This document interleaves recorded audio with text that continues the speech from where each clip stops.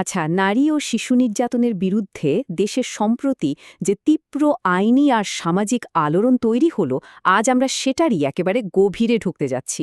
মানে গত কিছুদিনে সাধারণ মানুষের যে ক্ষোভ আমরা রাস্তায় দেখলাম, আর তার জেরে রাষ্ট্রের আইনে যে বড়সড় পরিবর্তনটা এলো, সেটা আসলে কেন হলো আর এর পেছনের গল্পটাই বাকি। চলুন এই পুরো ঘটনা প্রবাহ আর নতুন আইনি কাঠামোর খুঁটিনাটি একটু বিশ্লেষণ করে দেখা যাক। জাগো মানুষ, জাগো, এবার নীরব থাকার সময় নয়। রামিসাদের বাঁচাতে আজ মানবতারই যুদ্ধ হয় রে। আপনাদের নিশ্চয়ই সোশ্যাল মিডিয়ায় ভাইরাল হওয়া এই প্রতিবাদী গানটির কথা মনে আছে? এই জাস্ট একটা লাইন, কিন্তু ভেবে দেখুন এর গভীরতা কতটা। এটা কিন্তু শুধু একটা সাধারণ গান ছিল না, এটা ছিল দেশজুড়ে ছড়িয়ে পড়া তীব্র ক্ষোভ আর দীর্ঘদিন ধরে চলে আসা বিচারহীনতার বিরুদ্ধে সাধারণ মানুষের একেবারে ভেতর থেকে আসা একটা আর্তনাদ। এই একটা গান পুরো জাতিকে যেন আক্ষরিক অর্থেই নাড়িয়ে দিয়েছিল। আর এই যে তীব্র ক্ষোভ, এর ঠিক কেন্দ্রবিন্দুতে ছিল একটা মর্মান্তিক ঘটনা। রাজধানীর পল্লবীতে মাত্র ৭ বছর বয়সের শিশু রামিসার হত্যাকাণ্ড। এই একটা ট্র্যাজেডি যেন সাধারণ নাগরিকদের ধৈর্যের শেষ বাঁধটুকুও পুরোপুরি ভেঙে দেয়। আপনারা দেখেছেন মানুষ কিভাবে জাস্টিস ফর রামিসা বা আমার বোন খুন হলো কেন লেখা প্ল্যাকার্ড হাতে স্বতঃস্ফূর্তভাবে রাস্তায় নেমে এসেছিল। মিরপুর ১০ নম্বর গোলচত্বর যেভাবে ব্লক করে দেওয়া হয়েছিল, সেটা দেখলেই বোঝা যায় সমাজের ভেতরে জমে থাকা ক্ষোভের বিস্ফোরণটা ঠিক কতটা ভয়ঙ্কর ছিল। তো ঠিক কি ঘটেছিল তখন? ঘটনা প্রবাহের দিকে একটু তাকালেই পুরো চিত্রটা আমাদের কাছে পরিষ্কার হয়ে যাবে। ১৯শে মে পল্লবীর একটা বাসা থেকেই রামিসার মৃতদেহ উদ্ধার করা হয়। প্রতিবেশী সোহেল রানাকে পুলিশ অ্যারেস্ট করে, আর সে আদালতেও দোষ স্বীকার করে নেয়। কিন্তু দেখুন, সাধারণ মানুষ এবার আর ওই আইনি দীর্ঘসূত্রতার জন্য বসে থাকতে রাজি ছিল না। ২১শে মে সকালে মঞ্চ 24 নামের একটা সংগঠন স্বরাষ্ট্র মন্ত্রণালয়কে দ্রুত বিচারের দাবিতে সোজা ২৪ ঘণ্টার আলটিমেটাম দিয়ে বসে। আর ওই দিনরাতেই বিক্ষুব্ধ জনতা মিরপুর ১০ নম্বর গোলচত্বরে যান চলাচল সম্পূর্ণ বন্ধ করে ফাঁসির দাবিতে রাস্তায় নেমে আসে। পরিস্থিতি যে কতটা দ্রুত হাতের বাইরে চলে যাচ্ছিল সেটা নিশ্চয়ই বুঝতে পারছেন। এখন প্রশ্ন হলো, আন্দোলনকারীদের দাবিগুলো আসলে কী ছিল? মঞ্চ ২৪-এর দাবিগুলো কিন্তু ছিল খুব স্পেসিফিক। তারা স্পষ্ট বলে দেয় ২৪ ঘণ্টার মধ্যে খোদ স্বরাষ্ট্রমন্ত্রী বা সচিবকে তাদের স্মারকলিপি গ্রহণ করতে হবে। আর সবচেয়ে বড় ডিমান্ড ছিল বিচার কাজ ঠিক ৭ দিনের মধ্যে শেষ করতে হবে, মানে কোনো টালবাহানা চলবে না। তারা শিশু আশিয়া হত্যাকাণ্ডের মতো সেই ভুলে যাওয়া ঘটনাগুলোর কথা মনে করিয়ে দেয়। তাদের কথা ছিল পরিষ্কার, এই বিচারহীনতার সংস্কৃতির অবসান হতেই হবে, নইলে আরও কঠোর আন্দোলন হবে। আসলে দেশের বিচার ব্যবস্থার উপর মানুষের অনাস্থাটা যে ঠিক কোন পর্যায়ে গিয়ে ঠেকেছিল, এই দাবিগুলোই তার সবচেয়ে বড় প্রমাণ। আচ্ছা, রাজপথের এই যে তীব্র আন্দোলন আর ক্ষোভ, এরপর রাষ্ট্রের শীর্ষ পর্যায় থেকে আসলে কি রিয়াকশন এলো? ঠিক এখানেই আমরা ইমোশন থেকে সরে গিয়ে একটু আইনি কাঠামোর দিকে ফোকাস করব। এই যে সারা দেশে নারী ও শিশুদের উপর সহিংসতা বাড়ছিল, সেটা ঠেকাতে সরকার আইন সংশোধন করে শাস্তির মাত্রা বাড়িয়ে দেওয়ার একটা যুগান্তকারী সিদ্ধান্ত নিয়ে নেয়।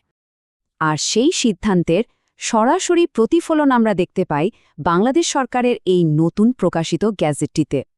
এর মাধ্যমেই দেশের আইনি কাঠামোতে এই জঘন্য অপরাধগুলো দমনের জন্য একদম কড়া একটা সংশোধনী আনা হয়। সোজা কথায়, রাজপথে মানুষ যে মৃত্যুদণ্ডের দাবি তুলেছিল, এটা ছিল তারই সরাসরি একটা আইনি রেসপন্স। আগে কি ছিল আর নতুন আইনে কি হলো, এই তুলনামূলক চিত্রটা একটু খেয়াল করুন।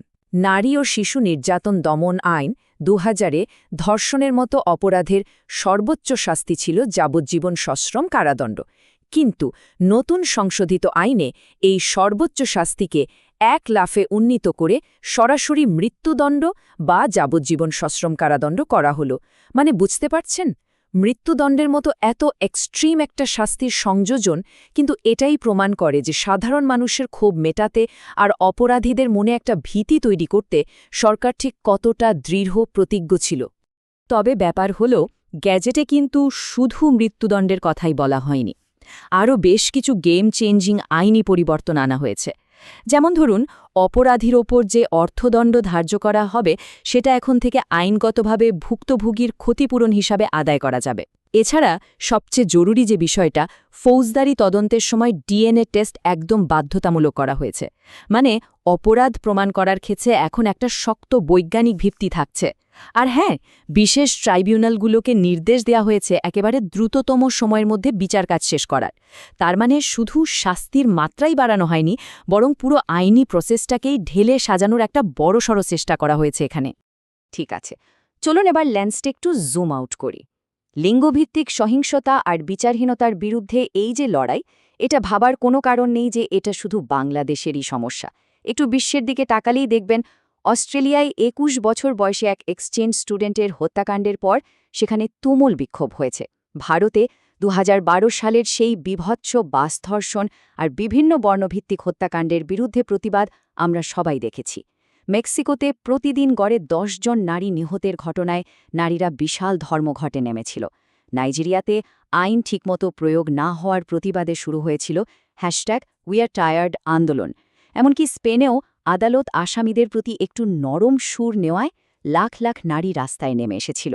মানে এটা আক্ষরিক অর্থেই একটা বিশাল বৈশ্বিক সংকট। তো এতক্ষণ আমরা আইনের কড়াকড়ি আর গ্লোবাল সিনারিও দেখলাম, কিন্তু সমাজকর্মী বা অ্যাক্টিভিস্টরা এই নতুন আইন নিয়ে আসলে কি ভাবছেন? সত্যি বলতে তারা অনেকেই কিন্তু সন্দিহান। তাদের মতে শুধু কাগজে কলমে আইন কঠোর করলেই হয়তো এই বিশাল সমস্যার মূল সমাধান রাতারাতি হয়ে যাবে না। কিন্তু কেন তারা এমনটা বলছেন?